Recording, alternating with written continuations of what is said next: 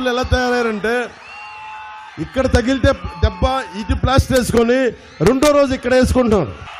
ప్రతి ఎన్నికలకి కోడి కత్తి అంటారు. ఇంట్లో మర్డర్ అయిపోద్ది, చంపేస్తారు, మళ్ళీ ఎదుటోళ్ళ మీద తోస్తాడు. ఈరోజు కూర్చోబెట్టి మళ్ళీ ఎవరో రాయి కొట్టారండి, గులకరాయికి.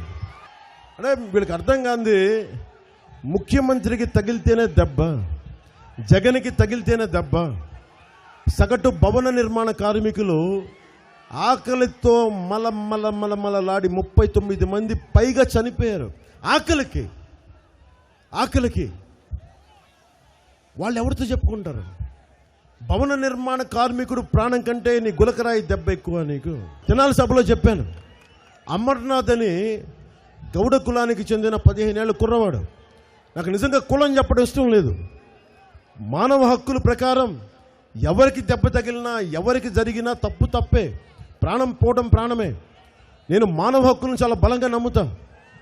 కానీ ఎవరైతే చంపారో వాళ్ళ అబ్బాయిని పెట్రోల్ వేసి కాల్ చేశారో, మళ్ళీ వాళ్ళు వారం రోజులు 15 రోజులు తిరక్కముందే రోడ్ల మీదకి వచ్చేసారు. రోడ్ల మీదకి వచ్చేసి తిరుగుతూ ఉన్నారు. తూర్పుగోదావరి జిల్లాలో పత్తిపాడు నియోజకవర్గంలో దాదాపు అక్కడ ఉన్న ఎమ్మెల్సీ తన దగ్గర పనిచేసే ఒక దళిత డ్రైవర్ని చంపేసి ఇంటికెళ్ళి డోర్ డెలివరీ చేశాడు. ఎలాంటి అడాసిటీ, అడాసిటీ అన్నారు. ఎంత అహంకారం అది, ఎంత పొగరు!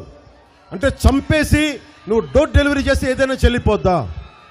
అలాంటి వాడు ఇంకోసారి కావాలా మీకు ముఖ్యమంత్రిగా? అలాంటి ప్రభుత్వం కావాలా మీకు? కొట్టు సత్యనారాయణ ఇంకొకసారి తాడేపల్లిగూడెంకి ఎమ్మెల్యేగా కావాలా? మీరు ఒకసారి ఆలోచించుకోండి.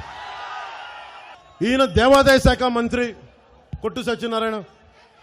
దేవాదాయ శాఖలో శ్రీశైలం మల్లికార్జునుడికి